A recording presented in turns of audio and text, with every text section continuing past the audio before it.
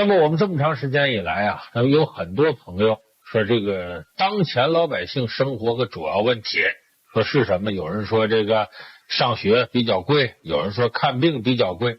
那么确实有关看病吃药这方面花费比较多呢，一直是我们这个社会民生领域存在的一个主要问题。这么最近好多部门说我们要医改要什么呢？可是喊了这么长时间呢，大家到医院看病你会发现一个现象，这个药价呀没有多少下降，我们每个人看病的负担依然是比较重的。那这个到底是什么原因造成的呢？今天我要给大家说这个新闻事件呢，就等于从一个方面解开了看病贵看病难的一个重要原因。去年年底的时候，珠海发生了一件事，珠海检察院呢对社会公布了，在珠海呢搞了一次医院的一次反腐败的活动。那么最终收获的结果是什么？药剂师主任干嘛的呢？咱们可能有的观众朋友不太了解，就你到任何一个大医院都有这个机构，专门管药品的，就是进药这个什么的，是由这个部门，这叫药剂师，剂是剂量，这个药剂那个剂，药剂师主任他管这个事儿。另外呢，还有什么医疗器械的主任呢什么的，有的有，有的没有，但是药剂师任何医院都有。那么药剂师主任决定这个医院能进什么药，这是医院里头的十全派里算顶尖的。那么这9家公立医院9个药剂师主任同时落马，说明什么问题？就是说公立医院是现在在医药腐败领域的重灾区。那么这个说明什么问题？就是我们有的时候啊，医院的药跟大家去买感觉贵，不完全是由于现在生产到批准这个环节造成，而跟这个医院有直接关系。因为我们以前规定的医院的药品呢，咱们从医院里买药，它可以加 15% 加价。如果真要是出厂价的加 15%， 那都不算多少钱。可是我们以前电视台也多次报道过这个事儿，比方说一个出厂价仅仅10几块钱一盒的药，最后到医院里能卖100、200甚至300。那么这些环节是怎么出现问题的呢？我们说药剂师主任这个环节是终端环节，咱们中国 80% 的药品是从医院出来的，所以医院作为终端环节，无论如何它都摆脱不了干系。当然前面呢有好多其他环节，为什么咱们这个药价贵啊？我举个例子啊，比方说这药厂啊开发出一种药，开发出这种药呢，首先有一点呢，你得拿到国家药监局去审批去，这个审批过程就很漫长。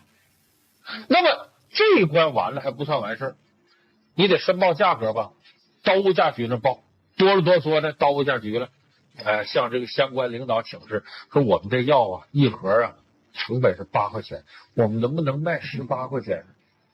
还很胆战心惊的，人家一口气什么18、38、48，他把这价人为给抬起来，这一抬价8块到48之间，就有40块钱运营的余地，就等于给后边各种利益链条你拽一把他抻一把提供了很大的这种阻力空间。那么等到了医院这儿更难了，为什么难了呢？有人说我听说这不这2年咱们各个地方都搞什么阳光采购吗？阳光采购的概念就是不是说我医院到哪儿去采购药去了，全省统一，咱们统一按照一个价，必须得采这规定药品目录里那些价格的药，说这不就解决这问题吗？其实根本不解决根本问题。为啥？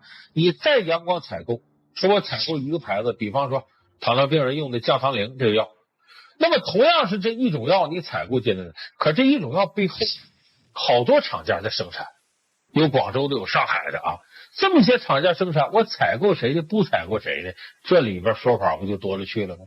再说任何一个医院不能光是常规药，你总有新药特效药，这个新药特效药怎么能够进得了医院呢？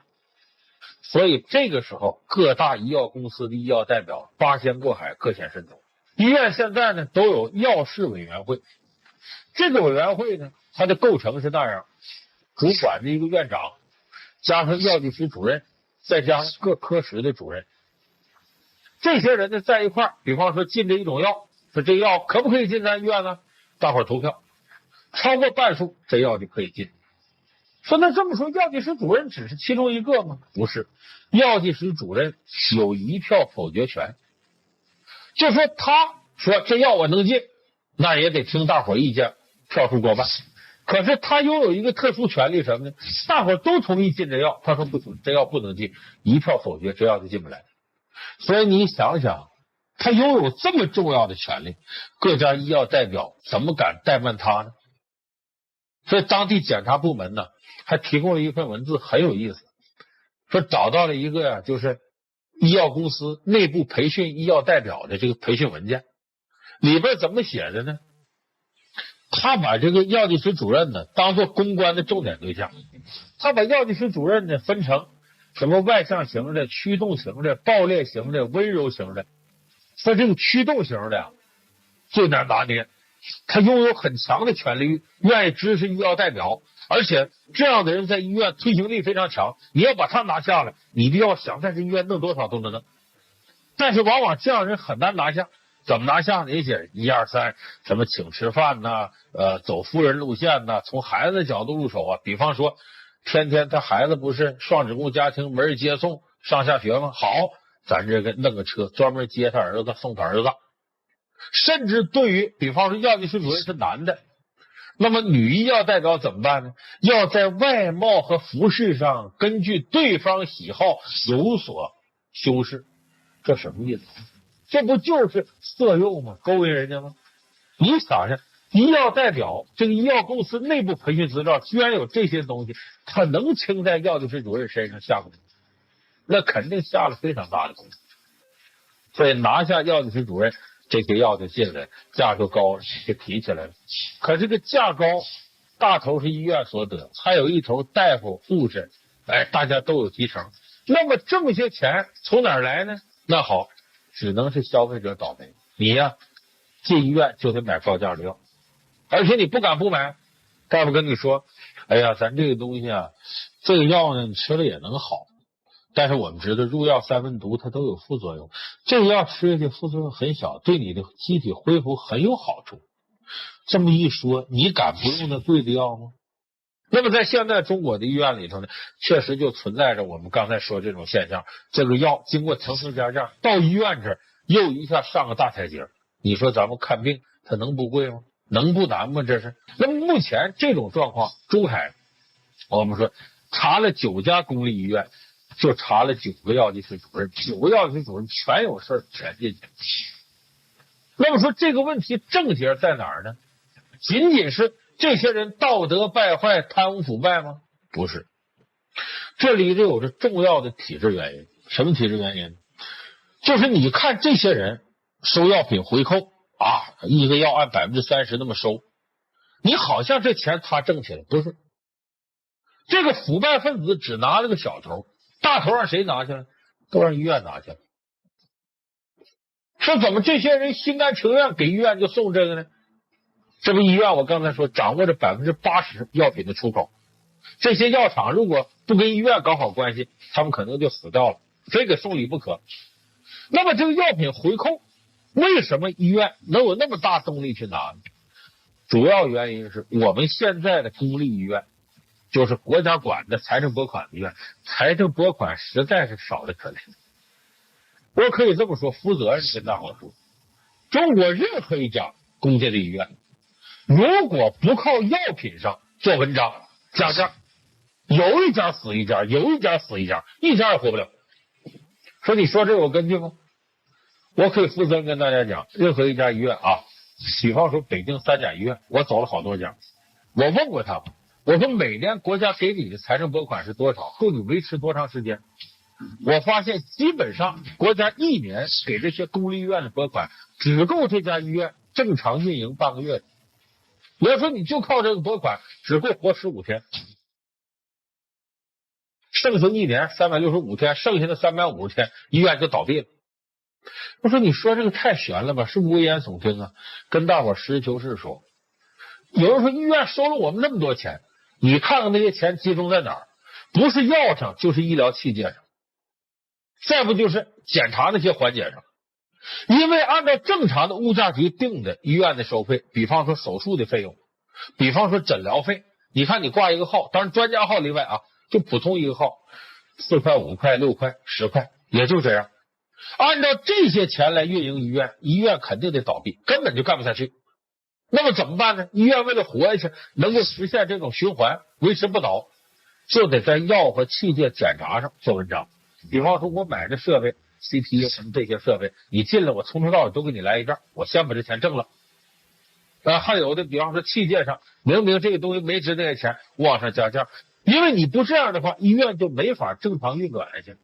所以这个问题是现在我们说医药体制当中非解决不可的问题，就是基本上所有的公立医院都要以药养医，而且说实在，不光公立，咱们看这个私人开的医院，我可以告诉大家，如果他不在药上玩点邪的，他根本开不下去，他一样得倒闭。所以就说整个的医疗系统里呢，都在药跟器械上做文章，那这个成本就全由消费者承担。这就是我们为什么看病贵的一个最重要的原因。所以你不解决现在这个医药不分家、以药养医这种方式，你就不可能解决老百姓看病贵、看病难的问题。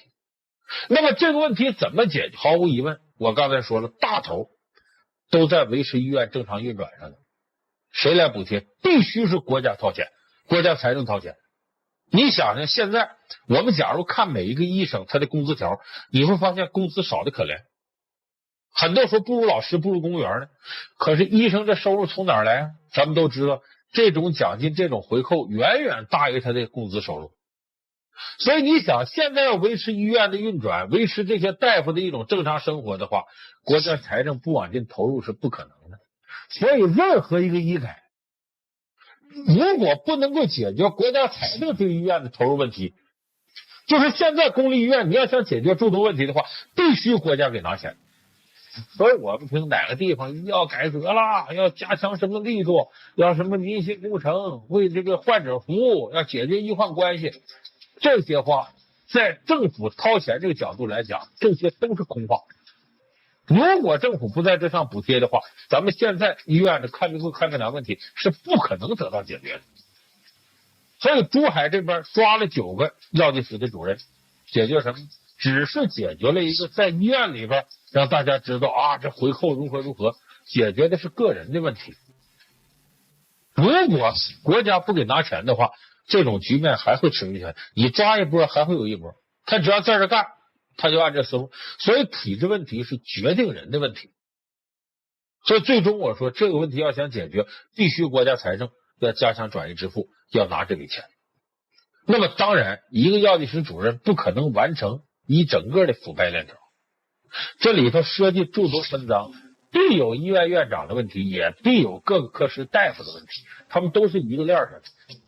那么这个事情呢，也确实是老百姓民愤特别大的。你看大夫本来白衣天使啊，应该解决咱们病痛的痛苦，可是他有的时候不仅没解决我们痛苦，倒给我们加上一些痛苦，那这不是大夫该干的事儿。但是我说实在，如果他给你开贵的药啊，给你这个收取一些不该收的费用，让你把病好了，这还算咱勉强能接受，就咱花钱咱买个健康吧。可是有相当多的大夫，他收取了你巨额费用的同时，不仅没给你治病，还给你添了新的毛病，甚至危害你的生命。这也是现在医疗界存在一个问题。这2天出现了一个事儿，据说是捅了整个中国心脏支架手术的一个马蜂窝。什么事呢？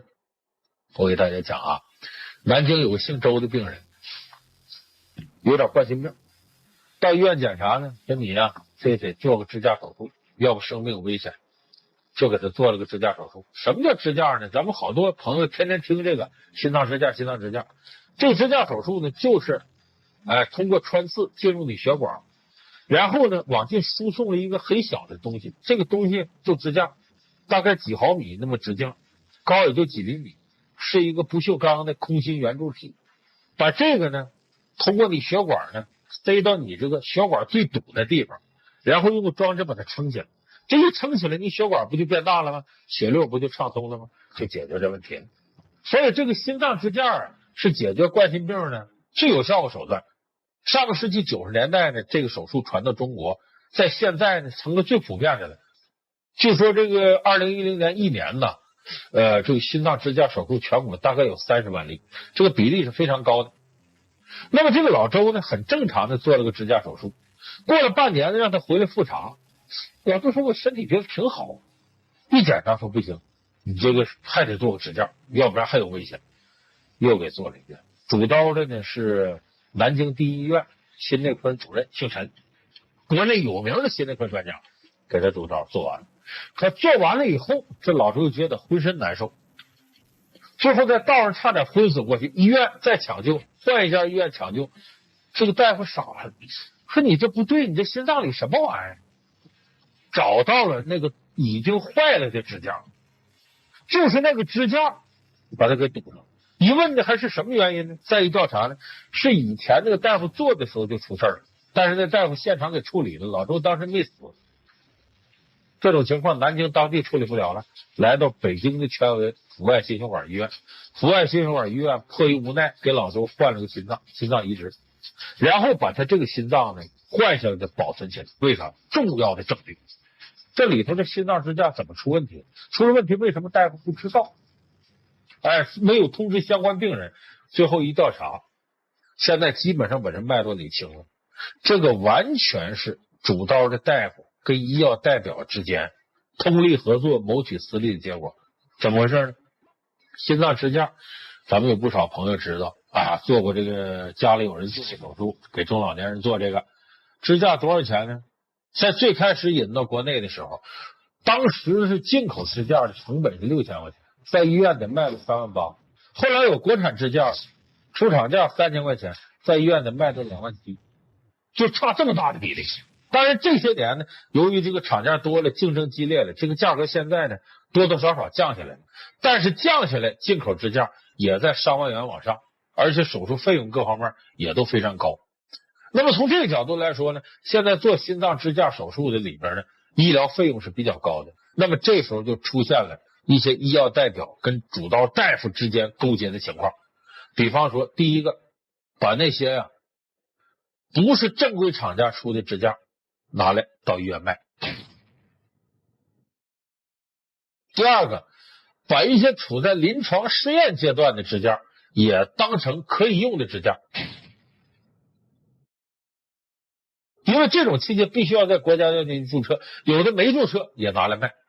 那么能卖得出去吗？主要看主刀的大夫。因为像这种事情咱们刚才说，虽然药剂师跟医院的这种医疗器械来管这个部门，管这个事情，但是有一点，他最主要的呢是由这个主刀大夫，这个心内科的主任提出来，我要用什么什么牌子支架，然后去采购，它是个起点。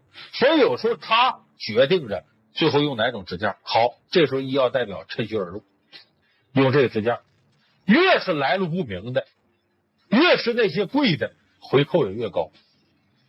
那么怎么能实现这个回扣呢？我们看各大医院的凡是心内科主刀的大夫，往往他在自个儿医院干时间也就那么1天多1周，剩下那一天干嘛？出去走学去。谁来给他揽学？就是这些医药代表。你让我举个例子北京市中心3甲医院主刀很有名的专家，到哪儿？到河北一个地方医院去。医药代表呢跟这个地方医院谈好了，你得用我给你提供的心脏支架，手术都由我给你提供支架，然后给你们多少回扣然后我还负责什么呢？负责把那专家给你请出来完成这支架手术。因为一般的普通医院想心脏支架手术很困难，得请专家。这头医药代表再把这专家拉过来，向专家承诺，你使我给你提供的心脏支架，一个我给你多少回扣。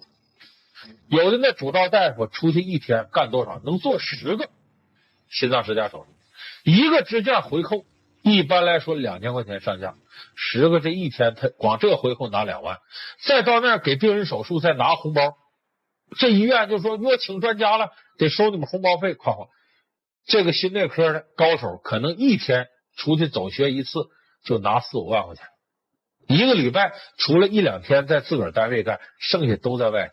你都说有的大夫他能不发家吗？而这个发家发的是什么钱？这不就是昧心财吗？等于，所以现在国内心脏支架手术的领域之内，腐败的现象是非常严重。有些支架来路不明，有的支架是属于临床阶段，也敢给试。咱们现在看说做完支架手术，那个上面有个条形码，说这就支架那条码，往往厂家出的时候出2条码，这个贴了，那个贴别的上，就有的根本不是这个产品，条码也贴到那儿去了。据说有那么一事啊，咱们在医疗领域抓这个反腐败、抓贿赂事很严重，因为各个医院率先往外跑的都是心内科的主刀的，在国外办个护照什么之类的，到国外躲的风，过一阵风息了再回来。所以你看，有人说医院里最富的往往是要各科室主任，心内科那主任最富啊，他一天动刀又吃这回扣，而且这个回扣链条到了什么程度呢？医院里边居然形成竞争，心内科能做这个支架手术，急诊那也能做，那好，急诊跟心内2家争，这有利益分配问题啊。2002年的时候，青岛大学附属医院就出过这个事儿，科室主任跟副主任打起来了，副主任用哑铃把那主任给活活给凿死了。为啥？就是心脏支架回扣分赃不均的问题。所以争到这种程度，把谁给便宜了呢？在前台分诊的护士，就给你判断你这病到急诊，你到心内去。据说一个分诊护士给一个诊室推荐一个做心脏支架的病人，他的回扣能拿1000块钱。你琢磨琢磨，这得到什么程度？而且最要命的是，在诊疗过程当中，明明你就用不着心脏支架，真要支架中还有些副作用，你还总得吃药，用不着支架，我也给你做支架，我也拿回扣。或者你身体还没有非到支架不可的程度呢，还没有出现一些其他反应的时候呢，我也把支架手术给你做了，而根本不管病人的死。如果大夫黑心到这个程度，你说我们这医院谁还敢进呢？但是我刚才说这个心内支架这些事儿，这确确实实现实当中发生的事儿。所以我说，现在我们国内目前医疗领域出现的问题都是大问题，都是跟老百姓身体密切相关的大问题。而我觉得要堵住这些环节漏洞，第一个我前面说了，国家财政拨款，把医药分离彻彻底底的进行到底。第二个，严格这种监管机制，一定要把好各种各样的关口，不要让医生在这个领域之内在腐败的井里陷得更深。所以这2条做到了，我们可能看病贵看病难的问题就迎刃而解了。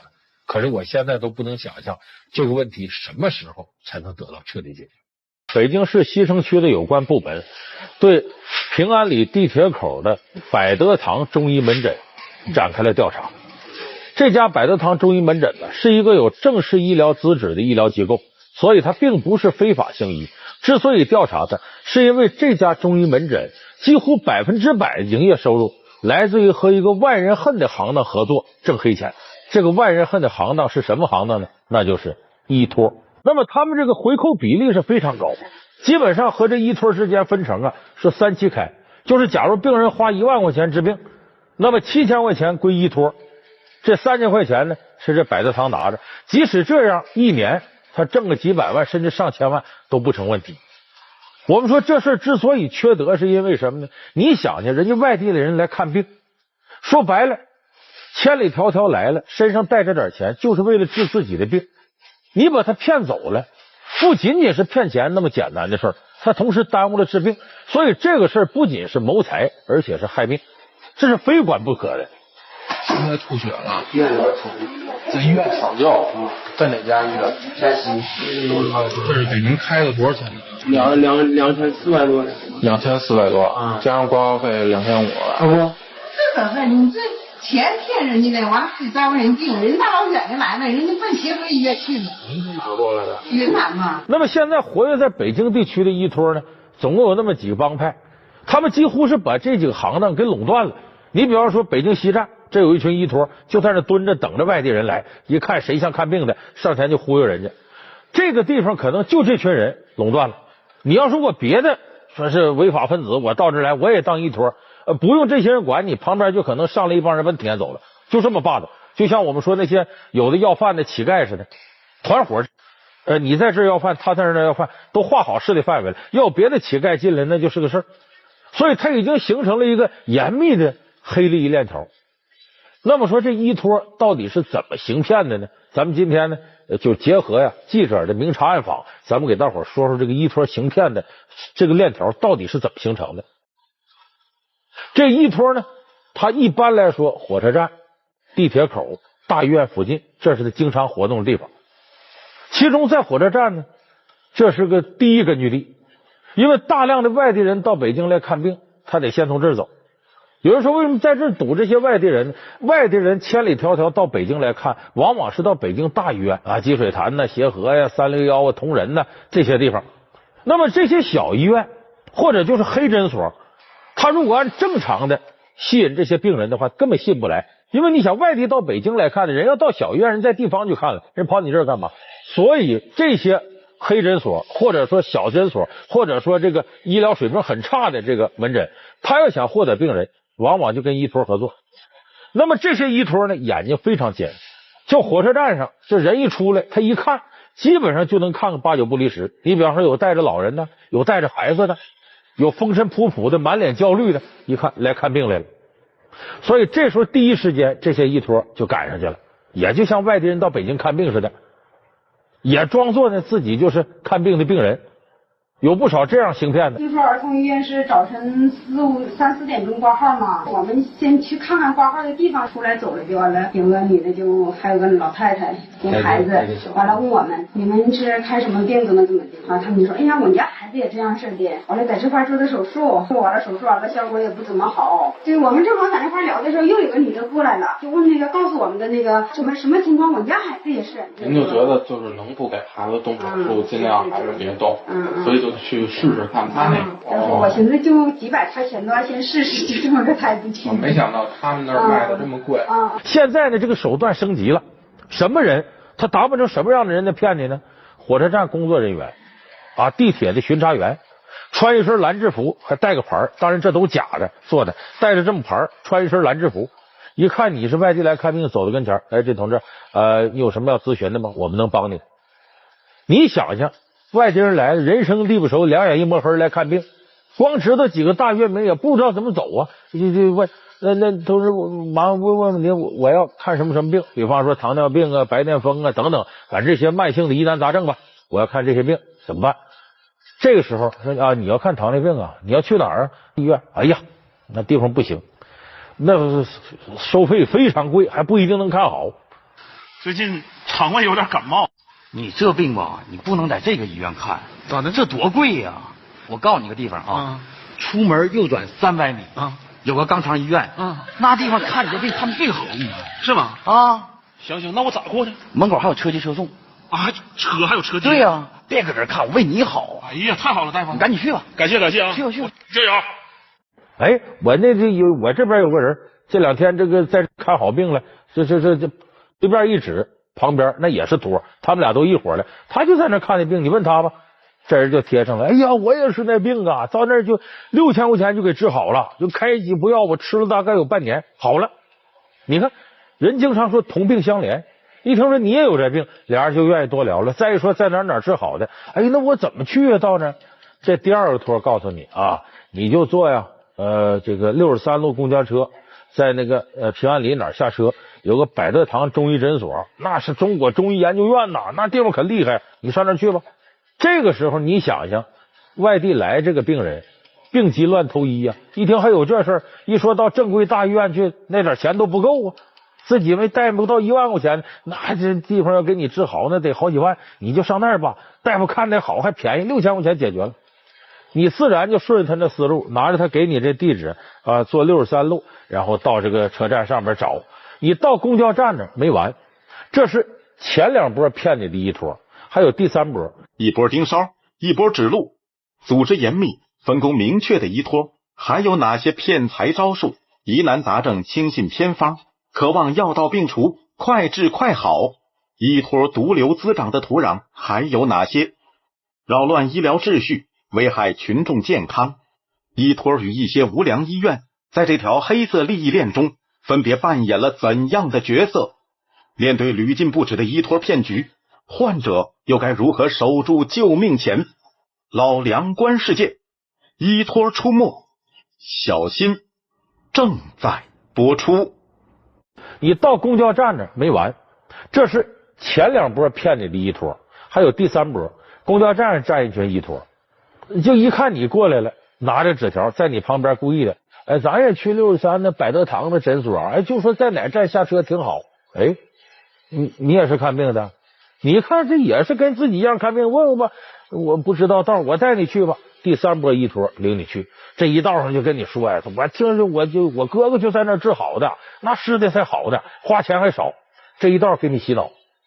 这都不算完，第4波依托是你到了医院里边，你们一起上去挂号看病吧，哎，外边坐一位，比方说这5大3粗的，啊，这个戴个大金链子，戴个手表，你看你们干啥的？这治糖尿病的，哎呦，我就糖尿病啊，我这大金链子小手表，一天3顿小烧烤，吃喝吃出糖尿病来了。这不这最后一个疗程我来看，一复查啥事都没有了，就花6000块钱呢。这第4波依托，这时候不由你不信呢，你进去了，你老们哎呀，你这是糖尿病怎么？其实呢，那边人问你啥病的时候，早就把电话打过来了，这头就乱七八糟的大夫都能给你看明白。然后开药开什么药呢？一般是中草药，有时候还结合一点西药，价钱都很便宜，然后收费收的很贵。你这个得4000块钱一个疗程，你估计得2疗程，你先交4000块钱吧，先开着药回去吃好，你再来，就这么行骗。你这时候交了钱，拿着药走了，他把你给骗了。其实那些药成本几十块钱都不值，对你治病根本就没有啥用处。所以它整个这一个系统来说，相对比较缜密。那个随便拿出一把来，咱一看这是东西。这根本就不下药，一看就是很廉价的东西，搁鼻子上一闻，根本就不是中药的味儿，鼻子这种发霉的味儿，全都是随意的就摆在地上，挨着这个下水道什么这种，根本保证不了这本身这个药的卫生就保证不了。也有人呢，拿着药回去，准备回家，到车站想来想去不对，被骗了。有的人忍气吞声，有的人回去找去了，那你还能把钱要回来？那钱等于入了虎口了。而且别说你回头找他要啊，就你当时现场考虑到，哎呀，我这是可能上当了，我不看了，你想走都走不了。你外地人一个人人单势孤，这帮托如狼似虎给你围着，所以这依托这行当啊，衍生了很多这犯罪形式。在神医的一阵忽悠之后啊，中年妇女花了800块钱就换了这么几包所谓的灵药。当记者得知他付完药费连回家的路费都没有的时候呢，记者亮出了身份，并好心的相劝。可事情就在记者亮出身份之后呢，出现了让人意想不到的一幕。记者一边联系了食品药品监督局，一边将实际情况对这位花了冤枉钱的中年妇女全盘托出。可不料一旁的这名身穿碎花裙，我刚才说这个大致就是最普通的依托行骗，基本上走的这一趟程序。可恨的是，这依托跟医院合作，就把患者这钱呢给榨个一干二净。你到那有时候想不交钱都难了。所以这依托大量的存在呢，称得上我们这个医疗啊这个行当里一个非常烂的一个毒瘤。这个毒瘤的存在，造成了很多外地人来到大城市看病，最后上当受骗，破了财不说，还耽误了病情。所以我说这个事情是谋财害命。那么这个事情我们怎么样能够把依托清理干净呢？政府部门曾经3令5申的，现在对依托怎么处罚？是按照治安管理处罚来罚，一般都是15日以下拘留，200块钱以下罚款。你想想，罚的这么轻，而依托的获利呢？我刚才说了，你要这人交1万块钱，他拿走7000，诊所才3000，你就说这获利多高吧？你罚他200块钱以下，拘留15天以下，他不在乎。大量的依托都是呢，我进去就进去，进去之后我蹲2天出来，我接着干。就说这种处罚对他没有震慑作用，所以这是我说罚依托罚行。再一个罚医院，这个医院靠依托来挣钱，你就可以想象这和谋财害命有区别吗？这样的医院应该只要发现一例，马上就封掉他抓着一回警告，然后罚钱。同样道理啊，他挣了大钱了，他在乎你罚这点吗？他的违法成本很低，但是收益却高啊。这是他一天的营业额，从早上到中午，这是多少钱？17.3万。所以这个事情上，对依托处罚的轻了，对医院处罚的更轻。而且我们得想想，这两个谁更可恨？有人骂依托，我认为医院更可恨。为啥？你没有这医院，他想挣这钱，哪来那么些依托？如果这些医院都不干这行的，依托介绍病人给介绍谁呢？介绍正规大医院，他也挣不着钱呢。所以说，这个罪恶之源在于这些非法的黑诊所。所以对医院这关一定要把住了。然后才是依托这个。而两个现在来看，处罚都轻，老百姓觉得不解恨，对这部分人，对这部分医院必须要严打。那么除了这个根本原因以外呢，其实作为每一个患者啊，他多多少少也有自身的问题。这问题体现在哪儿呢？首先一个呢，咱们全国各地确实这个医疗资源呢分配不均。你像北京的3甲医院，北京的医疗水平那比地方啊，比一些乡镇卫生院的高出不是一星半点。所以这些有疑难杂症的来北京看，这是很正常的。到来的时候呢，其实他心里头啊，往往有些就诊的一些常识都没有。你比方我们像举刚才例，像糖尿病、白癜风这样的病，慢性病，它并不可能完全去根儿。可是有一些老百姓来看病呢，就幻想着一下去根儿，就认为有偏方就能治好。所以有一些老百姓呢，来北京看病之前，脑海里就形成了一个什么呢？疑难杂症靠偏方，哎，没准哪偏方就给我治好了。所以这是他被人骗的一个心理基础。他先觉得这个能治病，再加上呢，这骗子的骗术呢，有的时候确实挺高明。比方说装成病人，同病相怜，装成老乡，老乡见老乡，两眼泪汪汪。更主要一点是什么呢？就像我刚才说，在火车站，像这样的地方，冒充火车站的工作人员，作为火车站该不该管呢？就如果你在车站地铁口的地方，我们原有的正规的执法人员、管理人员加强这方面的管束的话，怎么可能有那么多依托在这儿能明目张胆的行骗呢？所以说这一关我们也没有把好，这是非常重要的。所以正是这些环节完全都失控了，才造成这么大量的依托在这些医院、火车站周围来来回回去骗人。就是我们这些原因呢固然重要，但是我最后要说一点呢，我认为也值得大家去琢磨琢磨。就是我们现在很多人呢，他来北京来治病，其实他那个病在地方能不能治呢？就是我们现在很多人呢，他来北京来治病，其实他那个病在地方能不能治呢？很多时候能治，但他不相信，说地方的卫生条件和这个是水平不行，我就到北京去。还有一种情况呢是呢，即使在地方治不了，说得到北京来治了，起码在地方能确诊，能有人跟你说明白这病怎么回事啊？你到北京，比方说到哪到哪能指条道。可是很多老百姓根本不相信自己地方的医院。其实你不相信他给你治好可以，你总得相信他能给你确诊，能给你指条道吧。这总是业内明白什么，总好过你到北京来被这些依托给蒙得七荤八素的，骗了钱。所以很多人呢根本不相信地方的这个医院，所以这也是造成依托横行，它有那么大市场的一个重要原因。那么这个事情怎么办？我倒想起我们这个医改过程当中反复提到的，要加强推行分级诊疗制度。啥叫分级诊疗呢？比方说你在这个县城里，那么你要有什么病，首先到县医院看；你要在乡里，首先到乡医院看。他如果确不了诊，再到县医院，再往上省医院，甚至到北京。如果他能确诊，他治不了，或者水平有限，那他给你往上推荐，他告诉你到哪儿去。起码在这一块呢，能堵住盲目的被依托骗了这么一个局面。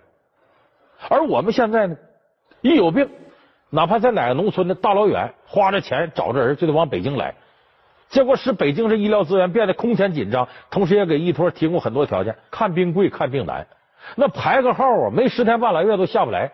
所以你看号贩子依托这时候就有市场了，他在这骗你，你看你排号费劲吧，你找谁？李教授吧。哎呀，李教授不走在这儿，在那百德堂那边坐诊呢，今天就在那头，我领你去，那头还便宜还省事，到那就能看上。但凡看病的人都着急，你看这病长到别人身上分大病小病，搁自己身上什么病都是大病，一看马上能看上去了。所以这种情况下，他来了之后呢，一看这地方费劲费时费钱，那好，你说有另外一个诊所省事，那我就去了。所以这也是被骗的一个重要原因。这说明什么？就说我们分级诊疗制度没有推行完善的话，大量的人跑到北京来，人为的抬高了看病贵看病难这种局面的严重情况。所以推行分级诊疗制度特别必要。是地方它的水平可能比北京低，但是最起码它能确诊，即使不能确诊，它再往上推，它也能给你指一条明路，不像你被依托骗了。所以说分级诊疗制度的推广是非常必要的。那怎么去推广呢？其实应该拿医保这个指挥棒搁经济杠杆最有用。就说你有这病，你第一次看病的病历本你得能拿得出来。你这个病历本如果第一次看病你要是就在你家那儿，那么你后边看病我医保给你报销的比例提高。如果第一次看病不在你家，你到上级医院去了，那我相应给你报的就少。得通过这种东西强制推行分级诊疗制度。2015年政府工作报告中明确提出，要深化基层医疗卫生机构综合改革，加强全科医生制度建设，完善分级诊疗体系，全面推开县级公立医院综合改革，鼓励医生到基层多点执业，发展社会办医。今年5月17日，国务院办公厅印发《关于城市公立医院综合改革试点的指导意见》，明确提出了破除公立医院逐利机制，回归公益性的指导性方针。各地则先后推出了包括切断以药补医、完善补偿机制、实施分级诊疗在内的一系列改革计划。这个不是说害老百姓的，说你地方看不好，你还不让人上北京，不是，而是由专业的医疗机构在地方这关就把好关，能给你指一条明路，或者把你这小病就堵到地方，不用给北京的医疗界添乱，不用加重这种看病贵看病难现象。所以我说，你看起来好像医托横行的，是这个医托缺德，其实根源上呢，一个是老百姓看病的常识你有没有，要加强这方面学习；另外一方面就是分级诊疗制度的推广。这个东西推广下去了，才能一定在程度上平衡我们现在非常不平衡的医疗资源。所以这些都做到了，医托这行呢可能自然而然就消失了。现在你光去赌光去打，它存在着巨大的利益，有钱挣，他有时候甚至冒着可能最后被判刑的风险。何况现在的治安管理处罚条例他也判不了刑啊，就那点处罚，犯罪成本相对来说比较低。所以我们说，我们现在医改啊成功的话，它能够就把我们现在医疗的这些问题99%以上的，包括医患关系、看病贵、看病难、医托等等等等都能解决。如果你单独去解决其中一个现象，根本的医疗改革的问题没有解决的话，那么这些恐怕你治理一回，回过头之后，这一股风刮过去，它接着又回来。所以我们说到所有医疗问题，大家记住，我们所有这些电视机前的观众朋友，或者您可能患病，或者您亲人可能患病，你如果高度的关注中国医疗事业的改革，那其实就是对自己负责，对社会负责。国务院医改办下发了关于加快推进城乡居民大病保险工作试点的通知。那么这个通知里边做了明确的硬性规定，全国各个省市自治区如果已经推行了大病保险工作试点，要扩大试点范围，如果没有推行的，要马上启动试点。那么这个通知的目的性是什么呢？它是要减轻人民群众的医疗负担，保证不会有人因为大病一下子就致贫，或者因为大病返贫。所以这项通知对于广大弱势群体来说，这是一个绝对的利好消息。这个大病保险的概念相对有点陌生，我们先来看一下这个大病保险包括哪些内容。2012年8月30日，国家发展和改革委、卫生部等6部委发布关于开展城乡居民大病保险工作的指导意见，明确针对城镇居民医保、新农合参保人大病负担重的情况，引入市场机制，从城镇居民医保基金、新农合基金中划出资金，购买商业医疗保险。参保患者在患大病发生高额医疗费用的情况下，患者对基本医保报销后需个人负担的合规医疗费用部分，再由大病保险给予比例不低于 50% 的大病支出报销，以防因病致贫。2013年，儿童白血病、肺癌、胃癌等20种疾病全部纳入大病保障范畴，大病患者住院费用实际报销比例不低于 70%， 最高可达到 90%。其实简单来说呢，就是二次报销。什么叫二次报销呢？我们现在好多朋友都参加了医保，都知道医保呢有一个报销比例，比方说给你报多少，而且有的呢报销都是封顶的。凡是医保对于城镇职工啊、这个城镇居民呢，还有新农合呀、农村的这种参保的，它都有个封顶。比方说最高给你报10万，最高给你报12万。可是问题是我们有好多人得病啊，现在这个医疗花费是相当高的，那可不是这10万8万的能解决的。往往一场病需要手术的干嘛的，你比方什么尿毒症了、白血病了，还有一些长期的慢性病，像糖尿病了、什么心血管疾病了，都需要不断治疗。这一下子总体花费那就不止这点钱了，那就会有很多家庭呢，因为报销就报销这点，剩下都要自己负担，那挣不了那些钱，结果长了一场病，全家都开始贫困了。还有的本来原先呢过得挺好的日子，因为长场病一下子又回到贫困的状态当中。所以为了解决这个问题，我们开始推行了这个大病保险，就是说你原来医保给你报多少，比方说你这病花多少呢？要花了50万，医保就能给你报10万，那么你有40万得自己承担。那好，咱们这个大病保险工作呢，就是这剩下这40万给你解决至少50%，给你最少报20万，你个人可能承担就不到20万了。有的时候对于弱势群体来说，这钱呢真是救命钱呢，非常重要。所以我说这个大病保险工作呢，主要是针对那些绝对的弱势群体，他一场病可能他的生活就等于天塌下来了。那么他到底是照顾了哪些人呢？咱们首先得给大伙说说我们现在的医保体系涵盖了哪些人。咱们说公务员事业单位，他进入公费医疗系统，再其次呢，剩下的呢是城镇职工医疗保险。职工医疗保险呢，再往下呢就是城镇居民医疗保险和新农合，就新型农村合作医疗保险。城镇职工医疗保险主要是指在城镇居住的有工作的，你比方说企业员工、公司员工有工作的。剩下的城镇居民医疗保险呢，是包括城镇里头没工作的，就灵活就业的，没有固定工作的。新农合主要是农村人。那么这三个呢，公费医疗报销90%以上，剩下这3种呢，大致也就是报销50%到60%之间，不全报。这不全报，假如说报50%，剩下的50%你咋办？就很费劲。城镇职工保险好办一点，因为职工保险呢是那样，这个医保呢，有的时候单位呢还给你进一步再上个商业保险，或者是团购哪种商业保险。而且呢，有工作的人呢，相对来说他的条件要宽绰一点，单位呢还能够给你提供点帮助，企业给你提供点帮助。城镇居民和农村人这些没有固定工作的弱势群体，他们一旦出了一些问题，那大头都得自个儿兜着。所以一场大病一下子辛辛苦苦几十年，有可能一下穷的都不行了。所以这次大病保险工作覆盖哪些人呢？就是我说的最后2类人，城镇居民医疗保险和新农合医疗保险。在这2种制度下覆盖的人，它暂时不包括城镇职工医疗保险。所以你看这个过程就体现了我们现在中央政府的意图，就先把最穷的这些人管起来，往往他们一场病一下子容易就到了很贫困的阶段，得先把这些人管起来。有人说那这是不是又要咱们个人交一部分钱？不用，这次这个政策好在哪儿呢？用不着个人拿钱，他这钱从哪儿来呢？就是原来从医保的结余基金里头啊，统筹资金里边从医保历年来剩从这里边直接拿钱，不用老百姓再多掏一分钱，就不用你掏钱，你自动参保了。所以你这么想象，你说这个政策是不是对弱势群体好处非常大呀？所以一场病下来，大头起码有一半这个医保又给你解决了。那么他通过什么形式解决呢？难道就是干这么往出拿钱吗？还不全是。它的运作其实呢是体现了政府购买这个商业机构，然后提供社会服务。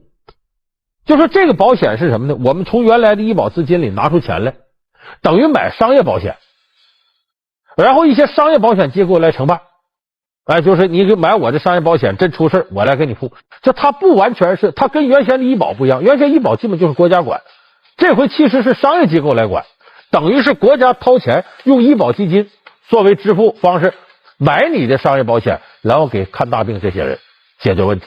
它里边有一点我觉得非常合理的是呢，它一个是这些弱势群体确实需要照顾，我们构建和谐社会是不能把弱势群体抛在一边，这是第一个。第二一点呢，我们确实原来的医保资金呢这些年有结余，因为最开始建立医保制度的时候啊，为了抵抗风险呢，往往都有一些风险准备金，这些准备金没动过，到现在不是一笔小数目了。再一个呢，医保本身呢对于报什么不报什么挺谨慎，就像我刚才说的，哪些药是不能报，哪些能报的。第二个，剩下这些钱搁到那块儿，你不用起来，它是不是浪费？哪怕就理财什么最低标准的都能钱生钱，你搁到那银行里就等于存死期或者存活期，这很浪费，而且容易引发一些挤占挪用、一些腐败问题。所以中央着眼于呢，照顾弱势群体，减轻他们的医疗费用，同时要把医保资金结余这部分要用起来。可是如果你把它都用起来呢，说那么就提高现在所有医保的报销比例，一看也就是因为参保的人多嘛，也就是每个人能提高报销比例几%，就几个点。这几个点呢落实到报销上，可能就是几十块钱、几百块钱的事儿，感觉不明显。那么我们说好钢用在刀刃上，用在哪儿上呢？那就用到大病上来。就你真得了大病，你看咱们每个人多花个70、80块钱，100多块钱，可能你不当回事。如果我们把这钱集中起来，比方说100个人啊，这每个人100多块钱，这就几万了。把这几万要搁到一个特别需要救助的人身上，一下就发挥很大作用。所以这也是保险的一个基本概念，就是集中大家的力量来帮助最需要的人。所以眼下的大病保险呢，它覆盖的是最弱势群体，城镇无业的居民和这个农村居民，然后不需要他们交1分钱，从这里拿出钱来购买商业保险给他们。所以我认为这个政策呢，对于弱势群体来说呢，是非常非常管用的。执行这个政策来看呢，现在需要有几个基础的东西。首先一个呢，你比方说你购买的商业保险，哪家商业机构来给你管，这很重要。政府在挑选商业机构的时候，一定要兼顾这个商业机构的资质以及它的风险承受能力。这是一个基础，就是这时候要考验政府的眼光，也要考验这些商业保险机构它的运营能力。这一点是不能被忽略的。第二点需要注意的是呢，大病保险，你照顾好这些弱势群体，你首先得区分什么是大病。咱们以前这有关大病的概念，现在就是争论的也都很激烈。大家共同认可的大病呢，比方说一次性治疗花费很多的病，你像有的手术，还有一种呢是长期以来的慢性病，积累花费比较多的，你比方尿毒症，它需要经常透析，有的白血病反复治疗，一型糖尿病依赖型的，所以这些呢基本上就属于大病范围。但是这个大病范围它的边缘到底在哪？现在还缺乏一个最科学的界定。你比方有一些特别罕见的疾病，可能治疗一次都得上百万，但是往往大病目录里因为它罕见没有囊括进来，那这一部分人也是我们应该照顾的。所以现在当务之急呢，大病这个目录应该有精确的规定。各个地方搞试点的时候，往往某一项病在这个省列入大病目录，那个省就没有列入，所以还要对大病这目录呢做一下非常具体的甄别。它应该归到哪里，哪种病应该归进来，尽可能让更多的弱势群体纳入到这个保护范围。第三一点呢，就是我们对医保基金这一块，对于它这个资金的管理，有人说不是现在有结余吗？不成问题吗？一个你任何跑冒滴漏都可惜，再一个是一旦大病保险工作正式开展，要加强对这些弱势群体照顾的时候，就需要大量资金进入了。那么原来医保资金的结余很可能迅速就被吃掉了。那么这个时候整个医保资金的安全问题就变得非常重要。有人说医保资金还不安全吗？都国家管。这就是我下边要说到的医保资金里边非常重要的一个问题，就是骗保的问题。少数不法分子挖空心思骗医保，虚假住院、私留社保卡、替换报销药，各种手段巧取豪夺。如何从制度设计堵住漏洞？主管部门又该如何加强监管？医疗给医保治病，正在播出。我说这个呢，可能现在咱们城镇职工的医保啊，还是城镇居民的医保，很多人有切身的体会。就是你会发现呢，有的时候你自己不经意的做了一件事，你不是有心要骗保，可是在某些医院大夫的诱导之下呢，你占了便宜了。你发现看来这里确实有漏洞，能把医保基金给骗出来。那么这个骗出来呢，首先有一点的基本原因在于我们医保管理上有漏洞。你比方说现在医保报销是那样，它有个人账户，这个个人账户你要把钱花没了，完了自己在自付一定比例的时候呢，就进入了统筹基金的这个范畴。统筹基金呢是扣除个人账户剩下来的医保资金，这部分呢是全民参保，大家的资产，就是你花个人账户那块是花你自己的，到这一块就是花所有的人的了，你也搞不清谁是受害者了。所以有很多人采用这样的办法，把这个自己个人账户钱快速花光，然后再自付一点比例，那都不高，有时候甚至几百块钱、几十块钱，然后再开药就花在统筹基金了，就等于个人账户加上自付这一年加起来也就2000块钱不到，然后剩下我再开药再住院花的钱都是统筹基金的，也就变成了我一个人有这医保卡，我全家都能跟着受益，就都能占统筹基金的便宜。就这是我们管理当中出现的一个漏洞。一等到具体的骗保的行为里边，花样百出。我随便给您说几样，您听听，你身边有没有这样行为？当然，我说这骗保行为有一点，基本都跟医院有直接关系。首先，第一个是私留社保卡。我们都知道，有的地方现在社保卡呢，一卡通，包括医保什么都在内了啊。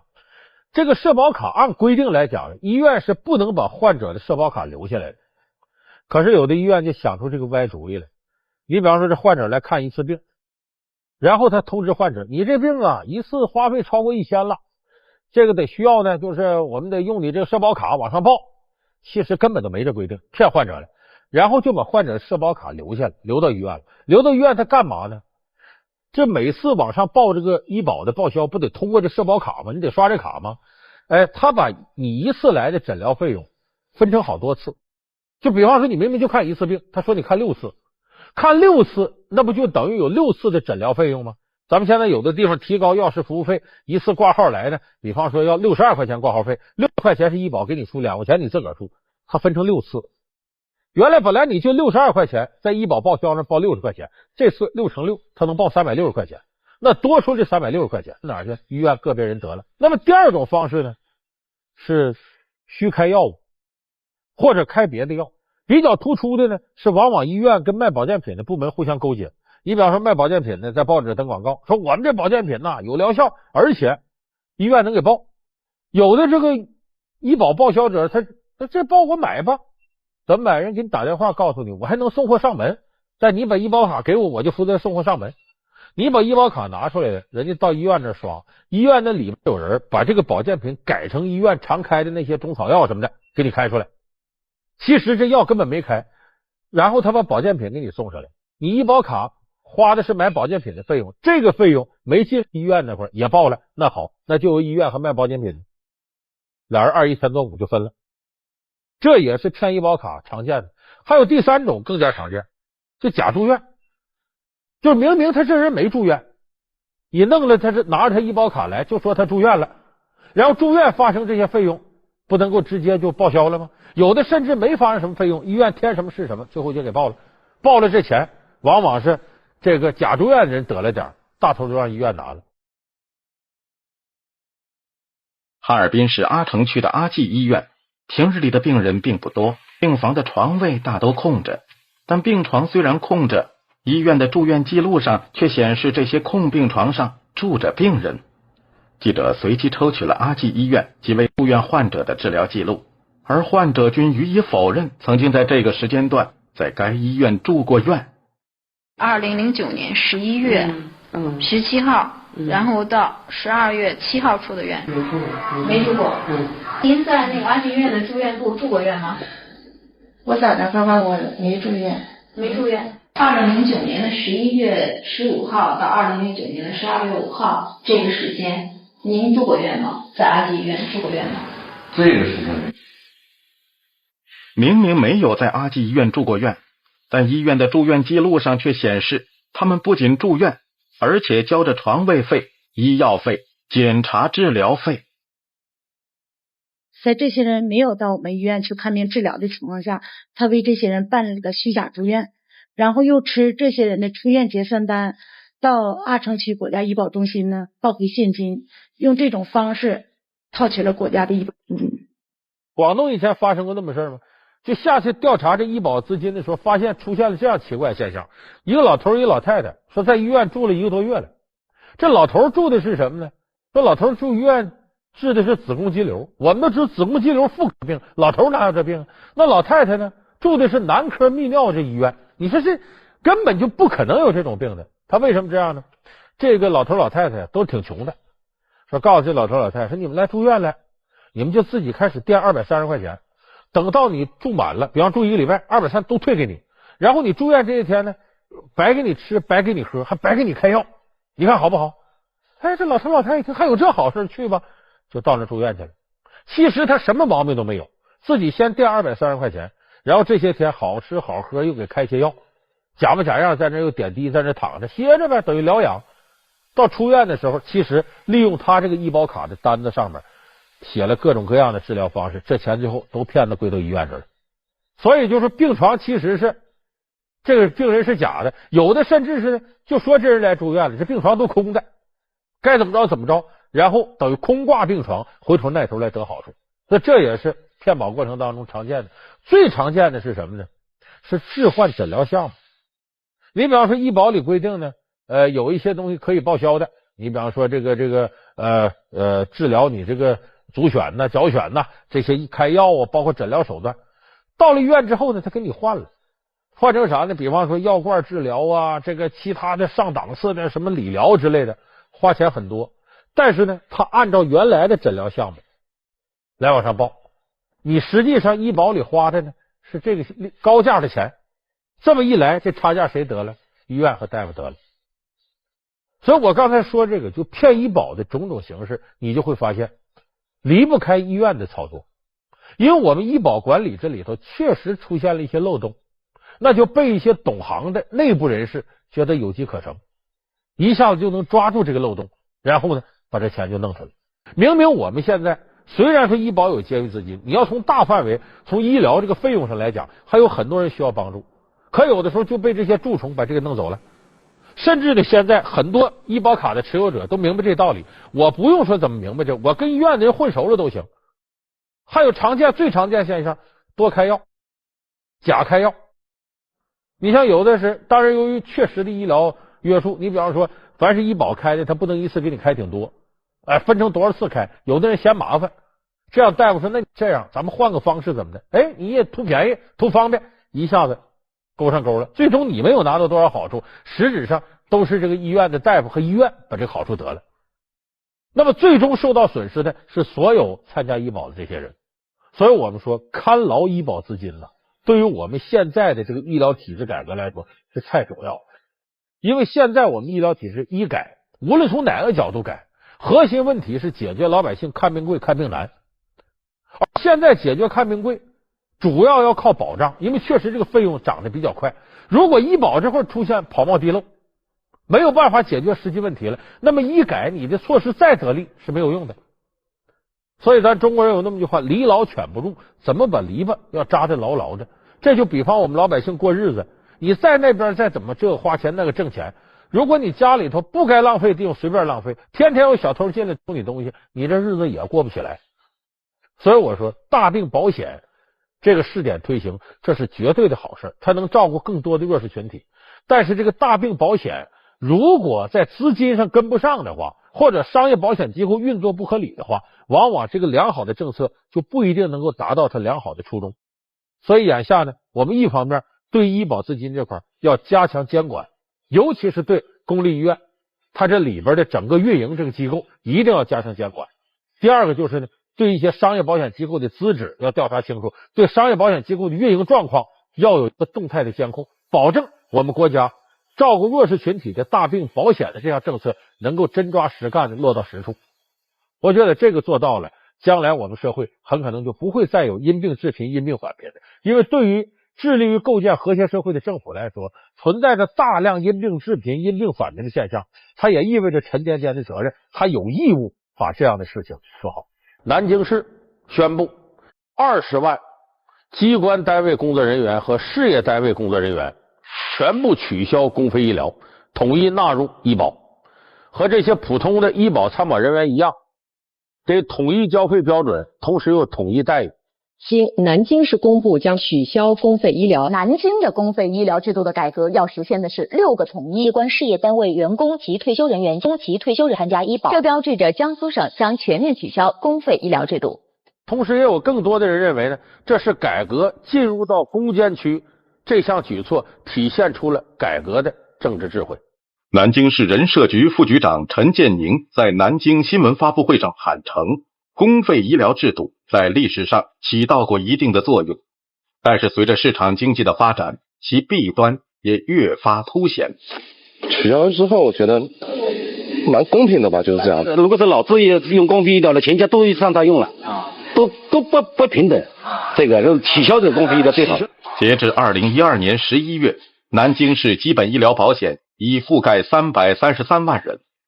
取消公费医疗制度后，南京约有20万机关事业单位人员进入职工医保体系，比例虽小，却意味着公费医疗将逐渐退出历史舞台，取而代之的是全民医保。全市的机关事业人员为企业职工基本医疗保险起个统一，一个是统一的制度政策，统一的参保缴费，统一的缴费的比例，统一的待遇标准。这次改革意味着南京市机关事业单位人员和城镇职工一样享受平等的医疗服务。消息一出，媒体一片掌声。可能最近这1-2年呢，咱们电视机前的观众朋友啊，都在媒体上可能听到过有关取消公费医疗的消息。事实上呢，现在咱们全国31个省市自治区已经有24个彻底宣布取消公费医疗了，有7个省份还没有彻底取消，那就是包括这个我们刚才说南京这个省份、江苏，还有江西、陕西、山东、广东、湖北、贵州，现在有这个7个省份没有彻底取消公费医疗。但是呢，在2012年年底之前，这些个省份都表示已经把取消公费医疗提上了日程。也就是说，基本上我们可以确定，到2013年，就是今年下半年，全国这31个省市自治区就会全部取消公费医疗，包括咱们这个国家各部委、中直机关，这些人员可能在2013年的下半年也会取消公费医疗。这种事情呢，都是改革到现在非碰不可的了。公费医疗制度呢，它是由来已久的，1952年开始就有。什么叫公费医疗呢？公费医疗就是国家通过医疗卫生部门免费对国家工作人员进行医疗服务，这就叫公费医疗。就是国家机关工作人员、事业单位工作人员，他们呢不用交任何医疗保险，国家对于他们看病全给拿了，全包了。有的呢是报销比例特别高，只有一部分或者一点需要自费，这叫公费医疗。公费医疗是指国家通过医疗卫生部门向国家工作人员提供免费医疗及预防服务的一项社保制度，一直被认为是体现国家工作人员福利优厚的一个方面。1989年，卫生部、财政部2部委共同发布了《公费医疗管理办法》。该办法中详细规定了12类享受公费医疗的人员适用于公费医疗的开支范围以及公职人员医疗费用自付的范围。不知道您想过没有，为什么有那么多人想去考公务员？其中一个非常重要的心理因素，就是因为很多人觉得，如果能够进入到政府机关的话，如果生了病就可以享受到公费医疗，那么看病报销的比例也会相应的提高。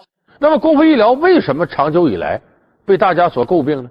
其实从1998年开始呢，咱们就公布了建立城镇医保。这个医保建立的时候，也是公费医疗该退出历史舞台的时候。可是从1998年到现在，这时间已经过去14年了，公费医疗依然没有彻底退出历史舞台。在2009年的新一轮医改方案里面，有这样一个数字，在3年内，城镇职工基本医疗保险覆盖率要达到 90% 以上。这就意味着机关事业单位和城镇职工要在这3年内实行医保并轨。也就是说，如果从2009年算起，最迟到2013年4月，这3年的最后期限也应该到了。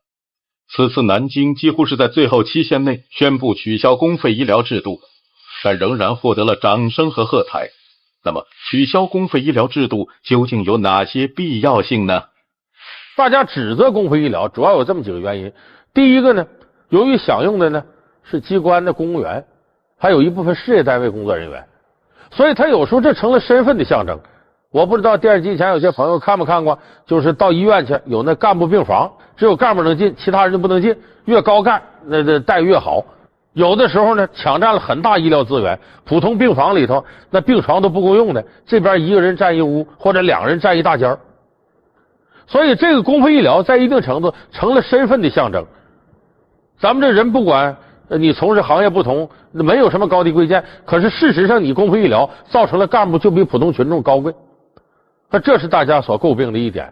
第二点的呢，就我刚才说那个，你看大伙儿是个医保，你得自个儿拿一部分钱吧上医疗保险，你等公费医疗呢自个儿不拿这钱。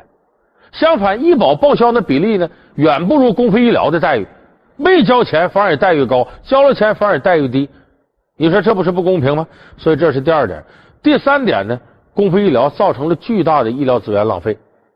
过去家里头有一个干部公费医疗，一开药大量的开，全家人都跟着吃去，就是一个人有公费医疗了，全家人得病都不用愁了，都从这里边报销了。就是一个人有公费医疗，可能全家享受了，对吧？或者是在公费医疗过程中，有些医院呢，就是开大处方啊，对吧？反正都财政的钱，所以也出现一些浪费、所谓腐败的一个问题。你说这不是过度医疗、医疗资源浪费吗？有一些公费医疗人员呢，到这个医院去开药，多开，反正也不花钱嘛。回来之后呢，以这个2折、3折很低的价格卖给一些药贩子。不仅他自己非法获利、浪费资源，同时还扰乱了医药市场的秩序。是的，是他来了吧？我是那个小吴拿电台跟那谁去了，这人来了，一个老的。这是位于北京西城的人民医院。最近几个月，一名女子每天上午都会骑一辆3轮车来医院。不过她既不是医院的工作人员，又不是来看病的患者。这女的是拿一蓝本，对吧？是往这车里倒腾药的吧？对，小童，现在有一个交易的啊，等一会儿咱看着要拿钱了，我就跟着挂了。这名女子每次到医院会将3轮车停在大门附近，随后会有几名刚从医院出来的患者主动找到她，把自己刚开的药放在3轮车上。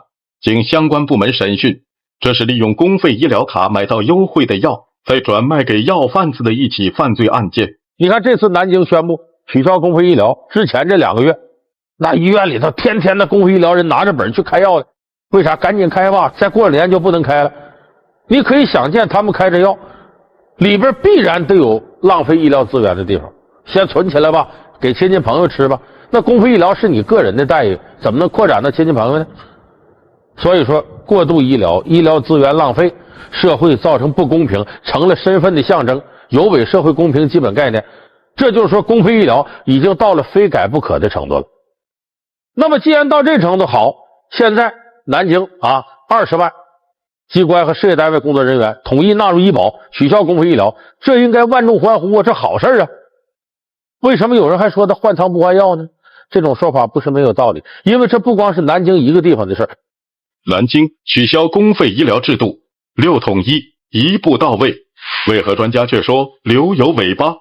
随着各地陆续取消了公费医疗，我们注意到的是，各地又相应的有了一个叫做医疗的补贴，这到底是怎么回事？老梁观世界，南京医改迈向公平的智慧正在播出。就是我们现在呢，鼓励除了你基本医保以外呢，你要各个单位有实力呢，再给这个职工报销一部分医疗费用，这是国家鼓励的。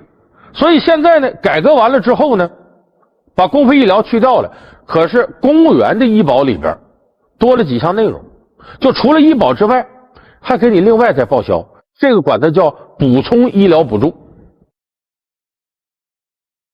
就说这是由单位给你拿钱，比方说医保说能报80%，有20%自己负担。好，这20%自己负担的机关单位再给你报销20%中的80%、90%。事实上等于你最后在总体医疗费用当中，你也就负担45%、56%。而外边那个普通医保的人，他得自己负担20%、30%，甚至比例更高。而那些企业的社会普通医保的，哪有这样的单位能给拿钱呢？或者这企业是个单位，但他拿不出这钱，而职工呢在企业面前又弱势的，没法去要去。所以这种补充医疗补助的形成呢，一下子又使公费医疗明明取消了，可是公务员这医保这跟普通人医保又形成个落差。这就好比呢，原先说这个你比方说这公务员坐的是这个动车，普通老百姓呢这医保呢好像坐的就绿皮车，现在都统一了，咱们都上这动车了，都在一个车上统一医保了。可是这时候你会发现呢，看起来好像公务员和普通医保的人都平等了，不是，公务员坐的是1等座，普通人坐的2等座、3等座。公务员是软卧，这就硬卧甚至硬座，就等于事实上在一个平台上，一辆列车上依然分出了3、6、9等。随着各地陆续取消了公费医疗，我们注意到的是，各地又相应的有了一个叫做医疗的补贴。比如此次南京市的做法是建立单位补充医疗保险，有的单位实行自己管理的单位补充医疗保险，有的单位是借助商业保险来做补充医疗保险。那有人就会问，到底什么是医疗补助的政策？ 1998年发布的关于建立城镇职工基本医疗保险制度的决定中规定，国家公务员在参加基本医疗保险的基础上，享受医疗补助政策，具体办法另行规定。2001年，海南省出台的《国家公务员医疗补助办法》规定，省直单位人员个人年度自付医疗费超过2000元的部分，补助 90%， 自付 10%。同时还标明，上述规定全年自付医疗费超过部分，补助 95%， 自付 5%。2008年，天津市国家公务员医疗补助办法中将补助标准进一步细化，在一个年度内发生的住院医疗费用，在由城镇职工基本医疗保险金按照规定的待遇标准报销后，其个人的负担医疗费用由国家公务员医疗补助统筹基金予以补助，在职人员补助 80%， 退休人员补助 90%， 副司级人员补助 95%。 当然这种情况那不光是公费医疗改革过程当中，我们看其他的改革里依然存在这现象。比方说公车改革，很多地方是取消公车呢，把这个公车划成补贴啊，你比方说这个副厅级给多少，正处级给多少，副处级给多少。那么取消公车这部分补贴，有的人一算账，实惠大了，比原来他用公车的时候那消费还高呢。所以有人说这样的公车改革，财政反而更多要拿钱了。还有我们说住房，98年以后住建部各方面都规定了取消福利分房了，可是有的单位呢变相的拿价格很低的地皮，然后单位出资建房，或者是员工出资建房，等于变相的用货币大量的补贴下属员工，好像是取消福利分房了，但其实比福利分房的时候不差。照这里来说，只要存在着补充医疗补助，那是不是就是换汤不换药的取消公费医疗呢？在提出在基本医疗保险基础上，我们建立那个补充医疗保险，实际上不仅仅是针对公务员人群，当时我们这个政策也是针对所有的城镇职工所在的单位和城市，他也可以根据单位的条件来购买建立在基本医疗保险基础上的补充医疗保险。取消公费医疗制度是在制度上的一种统一，而所谓医疗补助政策的实行，却是权衡多方利益之后，不希望出现过大落差的一个非制度性措施。只有先迈出这一步，才能达到平台的统一。在这个定位过程当中，可能有些城市根据各所在单位不同，它有不同程度的这个补贴，这个补贴它绝对不是一个制度安排了。所以我认为这个补贴的这个差异是随着我们制度建设的不断完善，它取消它减小就是一个必然的一个过程。虽然有这个换汤不换药的这种嫌疑，有这种新的不公平存在，但是我觉得这一步一步往前挪非常可贵。起码来说，取消公费医疗还有这么以下几个好处。咱说头一个，取消公费医疗一个非常典型的好处，过去我们刚才说浪费医疗资源，一个人得了病了，哎，到医院开药把全家药都给开出来了，这不过度医疗浪费吗？如果是老资用公费医疗的，全家都让他用了，都不平等，这个就取消这个公费医疗最好。那么统一纳入医保以后，它有一些明确规定，这个能报，这个不能报啊，你要吃药什么样范围内，处方药什么样，普通药什么样。一张处方，2多块钱，很有限的。还有一个处方不能超过5种，5个品种。那这是有的品种还有时间有限制，有1个星期这样。统一纳到这个范畴之内呢，像过去那种一个人拿着一个医保卡，全家都跟着，拿着公费医疗，全家都跟着吃药，这种情况就会大幅度降低。而这个整市医院的一些医疗资源不再有公费医疗了，那么你相应医院里所谓的高干病房、干部病房，起码会得到削减。那么这部分省出的钱，我们粗略算一下账，恐怕呢比机关单位补给公务员那个补充医疗补助比那笔钱要多。也就是说，我们通过这个避免浪费、避免过度医疗、避免一些不公平现象所省出来的钱，要比补给公务员那块要多。所以你一算这个账来看，在经济上起码是合适的。就是我们医疗这个改革，取消公费医疗，目的不是为了把公务员的医疗待遇给拽下来，而目的是把全社会整体的医疗水平提上来。那么如果因为取消公费医疗能够避免浪费，拿出这部分钱，我们再补贴到公务员身上，包括其他的医保人员身上，那么整体水平不就上来了吗？只不过现在呢，是为了改革减小阻力，先补贴一部分给公务员，让他改革之后不必比这个改革之前一下子落差那么大，他能接受。所以总体算经济账来看呢，这应该说是减少改革阻力，而且有账可算呢合适的地方。所以这个时候呢，也需要我们呢在改革过程当中的这些人呢要体会这个道理。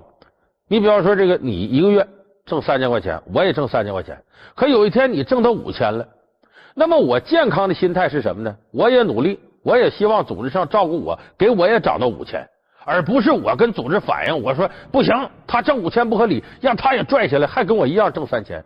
我认为这是不健康的心态。社会总体是要向前发展的，是要有增量的。哎，你这3000到5000了，我是希望我也能到5000，而不是把你由5000拽回到3000，咱俩还一样。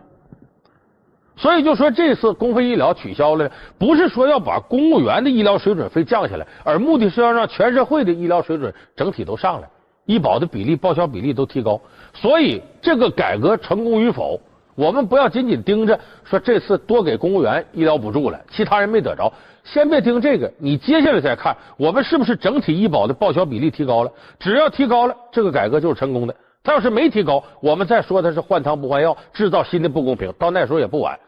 所以大家要给取消公费医疗改革一点时间，看看后来的效果怎么样。这是2012年2月17号新华社记者在济南市的一家医院内拍摄的一张照片。2013年1月1日起，当南京市成为江苏省13个地级市中最后一个取消公费医疗的城市后，放眼全国，这样的窗口会越来越少。从1998年国企职工医疗保障改革一步到位，10余年来，统一医保制度、改变公费医疗中铺张浪费等不合理现象的改革也在一步步推进。我们有理由相信，随着国家公务员和城镇职工一起进入统一医保体系，医疗改革中的不公平现象会最终消亡。还有一点特别重要，这是一种政治智慧。为什么呢？公务员有人说他获得的这个公费医疗不公平，可这个不公平是公务员本身制造的吗？不是，是历史遗留问题造成的。谁的利益都是正当的，只不过是该得多少我们要妥协，要权衡。就是说改革任何人的利益都该考量。那么假如说你动了一部分利益，这些人一看自己利益受损了，他极力阻挠改革，那这个改革很难彻底推行。全国公务员有多少呢？相当多的人了。如果这些人都普遍反对取消公费医疗，恐怕公费医疗推进很难。如果他们都成为取消公费医疗的阻力，你就很难推行。全国逐步取消公费医疗，掌声背后尚有疑惑和思考。新时期医疗保障的革新还需要怎样的智慧？老梁观世界，南京医改迈向公平的智慧正在播出。你这么琢磨琢磨，这部分公务员改革之后都进入医保了，他待遇并没下降，因为单位还给他补充医疗补助呢。可是新上岗的公务员就应该规定他们不再享受这种补充医疗补助，和普通人完全一样了。这就是我们说的新人新办法，老人老办法。咱们很多单位改革不都提倡吗？新人新办法，老人老办法。就是原来这些老同志，那过去历史问题造成的，该什么样还什么样。但是新的同志进来了，那好，聘任制什么的改革开始了。这就是我们通常说的只做增量不做存量。原来它是历史原因造成的，你得承认它合理性，这样才能让这部分人成为改革的推力而不是阻力。这是一种政治智慧啊。所以有一种方法我是举双手赞成，就是任何一项改革有利于大家措施，它需要一个循序渐进的过程。所以我们从这点来说呢，改革呀，它不是像大家想象那种就是大刀阔斧一马平川的干。为什么说现在中国的改革进入了攻坚区、深水区呢？就是各种利益盘根错节，非常复杂，任何人的利益都不是完全违背法规的，你都要正确厘清，都要在这个平台上仔细的谈，大家妥协，什么时候你退出，什么时候你得利，什么时候你放弃，他都需要坐下来谈。改革其实本身我认为不是一种革命，而是一种妥协的艺术，要把各方的利益呢能够容纳到一个大家都能接受的盘子当中。这就使中国呢能够永远保持稳定发展、稳定增长的局面。所以我说这次公费医疗这种改革呢，咱们往后看，如果这次改革之后呢，整体的医保水准并没有提高，那我们可以说这是换汤不换药。但是真要有所提高了，那就说明呢，我们这次改革起码大部分是成功的。